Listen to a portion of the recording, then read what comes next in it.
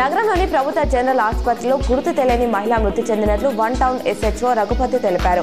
మంగళవారం ఆసుపత్రి ఆవరణలో మహిళ అపస్మారక స్థితిలో పడి ఉండడంతో సెక్యూరిటీ సిబ్బంది ఆసుపత్రికి తరలించారు. ఈ మేరకు మహిళను పరిశీలించిన వైద్యులు మృతి చెందినట్లు నిర్ధారించారు. కోటగల్లీలోని జైర్కోట్ హనుమాన్ మందిరలో ఘనంగా కోటి తలంబ్రాల దీక్షను నిర్వహించారు. శ్రీరామనవమి రోజు కన్నుల పండుగగా జరిగే భద్రాచల రామయ్య కళ్యాణానికి తెలంగాణ రాష్ట్రం నుంచి 250 కిలోల కోటి తలంబ్రాలు అందించాలనే సంకల్ప దీక్షతో గజ్వల్లోని శ్రీ రామకోటి భక్త సమాజ కార్మిక సంస్థ ఈ కార్యక్రమానికి శ్రీకారం చుట్టింది. నిజామాబాద్లో ఓ ఆటో బోల్తా కొట్టింది. ఈ ఘటన మంగళవారం రాత్రి పోలీస్ కార్యాలయం ఎదుట చోటు చేసుకుంది. కంటేశ్వర్ నుంచి ఎన్టీఆర్ చౌరస్తా వైపు ప్యాసింజర్లను ఎక్కించుకొని వెళ్తున్న ఓ ఆటో సిపి కార్యాలయం ఎదుట ఒక్కసారిగా బోల్తా కొట్టింది.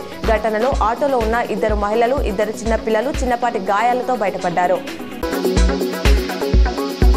డొంకేశ్వర్ మండలంలోని నూత్పల్లి గ్రామంలో ఆర్మూర్ నియోజకవర్గ కాంగ్రెస్ పార్టీ ఇన్ఛార్జ్ పొద్దుటూరి వినయ్ కుమార్ రెడ్డి ఆధ్వర్యంలో జై బాపు జై భీమ్ జై సంవిధాన్ కార్యక్రమం జరిగింది.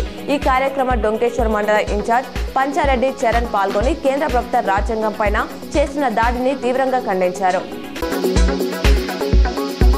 నిర్మల్ జిల్లా బైంసా పట్టణంలోని బాబా సాహెబ్ అంబేద్కర్ విగ్రహం దగ్గర చెవులు, కళ్ళు, నోరు మూసుకొని నిరసన వ్యక్తం చేశారు. దీనికి మద్దతుగా జనసేన పార్టీ ఉమ్మడి ఆదిలాబాద్ జిల్లా ఉపాధ్యక్షులు సుంకేట మహేష్ బాబు హాజరై మాట్లాడారు. బీఆర్ఎస్ సాయంలో తనపై పీడీ యాక్ట్ పెట్టినప్పుడు కొందరు బీజేపీ నేతలే జైలుకు పంపాలని పోలీసులకు చెప్పారని బీజేపీ ఎమ్మెల్యే రాజాసింగ్ ఆరోపించారు. ఇప్పుడు కొందరు ఎలా వెన్నుపోటు పొడవాలో ఆలోచిస్తున్నారని వాపోయారు. ఇక తాము అధికారంలోకి వస్తే పోలీసులపై చర్యలు ఉంటాయన్న కేటీఆర్ కామెంట్స్ పై స్పందించారు.